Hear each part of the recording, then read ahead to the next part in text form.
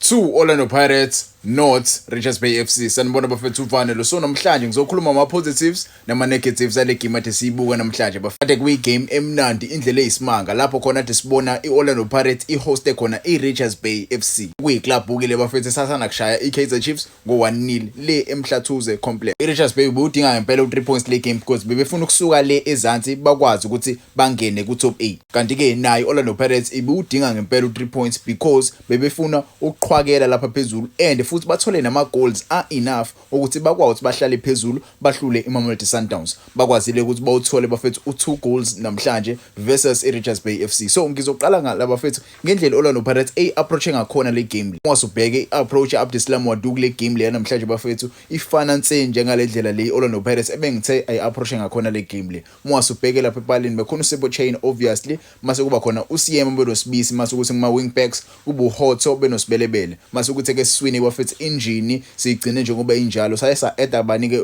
uTito Maswangayi as number 10 mase kuma wingers kwabu Osuna Police and Mfukeng up front bekhona uMbuthuma. So iapproach yethu bafethu angifuni uqhamanga bekuyi approach le right kakhulu for iOrlando Pirates ukuthi siye forward ukuthi sikwazi ukuthi siyiwine le game le. But ke there were those minor issues engwabonile kule approach le sibe now. Yes, on paper this is a good team yabo, on paper this is a good team, but what I saw today I saw ukuthi yabo kunento ekhona eshodayo lapha phambili yabo. Angazi noma impela mhlawumbe umina yini but ke ngibonile namhlanje uthi okay, maybe if we try to play another set of striker yabo kuma games akanje, because yabona i-striking department lapha kuOrlando Pirates it's a big issue. It's a big issue and you are chasing a team like iMamelodi Sundowns.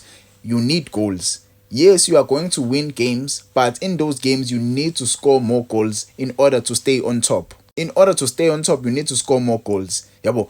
First half iOrlando Pirates.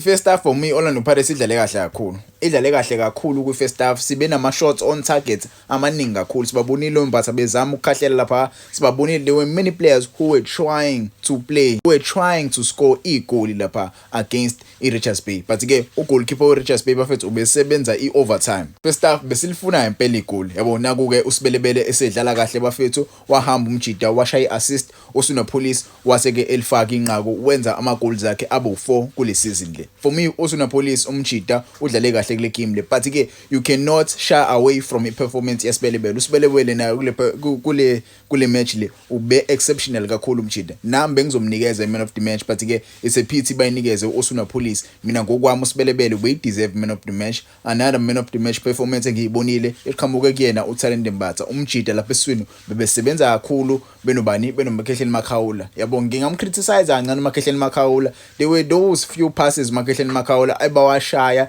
ebengayi kubadlali kumele ngabaya khona. Yabo nokushaya ibhola uMakhehleni Makhawula liye ku yabo kuma opponents isidingo singekho but ke uMakhehleni Makhawula bekumele alungise lapho nje namhlanje besoba right. Eswini namhlanje besimnandi uTito Maswangayi. For me he didn't play like the usual Tito Maswangayi, but ke umjida simbonile azikho into ezithene ezibheda yazenzile, but ke this is not the Tito Maswangayi esambonile kulama games awu2 esidlula kona yabo. But ke as long as i-team iwina bafethu abajida bazoba nama morale amakhulu, sidinga ukubabona abajida bedlala kahle. Mase siza kuMfukeng. Umfukeng for me kule game namhlanje, I think le game namhlanje uMfukeng ubengadlali kahle as a winger yabo. If you saw igame namhlanje bafethu ku first half yabona kule side le lade khona uMfukeng adivale ngempela iRichards Bay, adivale ngempela. Simbonile noDion Hotho bafethu akwazanga ukuthi aphefumule kahle kulila side le because bebevale kakhulu abajida yabo. Bebawu ukuthi Orlando Pirates vele izofuna ukusicindezela isebenzisa ngama wingers, izosebenzisa ama wingers. Silibonile igoli eliqhamukile lekorobani lekoro Osuna Police liqhamuke kwi wing back, so bayazi ukuthi kumele ba overload kakhulu kuma wing backs, ba overload lapha kuma wingers, so bekumele bavale khona bafaka ama defenders amaningi. So uMfukeng for uqala ungiperformela kahle sesimdlalisa as number 10 sekuphume uTito Maswangayi. Ilapho ke simbonile uMfukeng edlala kahle, but ke other than that as a winger I feel like bebeplane kakhulu bazi kahle ukuthi okay bazosebenzisa ama wingers. For me iRichards Bay le game le ayiyenzanga lento lade ngifuna iyenze yabo. Ngokwami bengifuna iRichards Bay idlale ngalendlela le edlale ngakhona neKaizer Chiefs, but ke they didn't do that. They made sure ukuthi they sit at the back. Yabona nje first half abajida bayi-frustrate kakhulu Orlando Pirates because bebehleli kakhulu emuva, but ke ithe isishintsha ilapho khona Orlando Pirates for me abajida abakhombisanga ihanga second half yabo abakhombisanga ihanga second half. We didn't seem like a team efuna ukuyiwin league.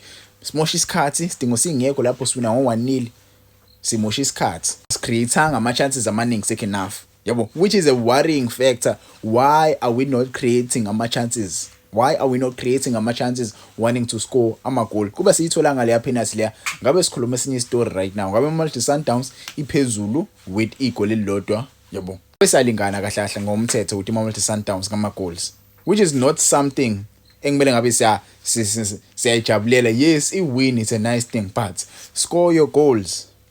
Score your goals if you want to keep up with this Mamelodi Sundowns side. Mamelodi Sundowns ingavuka kusasa kuwinele ngo 7-0 noma ngo 5-0 yabo. Thina we must make sure ukuthi siyakora amagoli, singanaki ukuthi abantu bathini. Yes, so you win the game, but score your goals. That is my only issue kule game namhlanje bengayi highlighter. I feel like kunenkinga siba nayo futhi. I feel like we easily drop our heads. Isidingo singekho. Yabona mase siko 80. Orlando Pirates ivele idlala i-anti football. Angazi kwenzakalani. Mase sik 8 angazi ubani lo velathi bafethu asingadlali ke ibhola manje asinikezeni le team esidlala nayo. Namhlanje iRichards Bay icishe yakhava. iRichards Bay namhlanje icishe yakhava. Yabona second half bese kushubile second half. Mina bengitsho ukuthi Orlando Pirates le game izophela as 1-1 because I didn't see anything from Orlando Pirates. Yabo siyophela igame. We were playing ibhola engalazi. Yabo into leyo dinga uaddress ukuthi why are we dropping our heads ama games esizophela. Leyo nto le izosilimaza in the long run. If we were playing with a team engconywana other than iRichards Bay bizosibulala. Biyoskorela nje amagoli amabili noma amathathu obedlala ne team eclinical. iRichards Bay ibingekho clinical up front, ibingekho clinical. Sesizothandazela lokho, sesizojabulela lokho nje ukuthi iRichards Bay ibingadlali nabadlali aba clinical up front. But ke for me 3 points mkhulu kakhulu and amagoli esiwakorile makhulu kakhulu. Soft penalty to be honest, leya penalty leya it was a soft penalty, but ke uref uyiphikile penalty yethu la kwiswe khona uMbothuma. So it's a 50-50 thing. If you think Orlando Pirates irobhile ngale penalty, uMbothuma uyisiwe urof phambi kwakho uref wangacharge. But ke you can have your way with that information. Angazi uzoya kiphi police station, but ke Orlando Pirates they managed ukuthi bawuthole u3 points. Wena ngokwakho ngangitshela lapho ukuthi ke what are your takes kule game esidlale namhlanje? Mina ngokwami I'm not happy, but ke I will take the 3 points and I will take the goals. I'm not happy ngendlela esihandlishe ngakhona igame isizophela. First half yes we were good, but second half it felt like we were dragging our feet. We don't want to play. Isidingo singekho.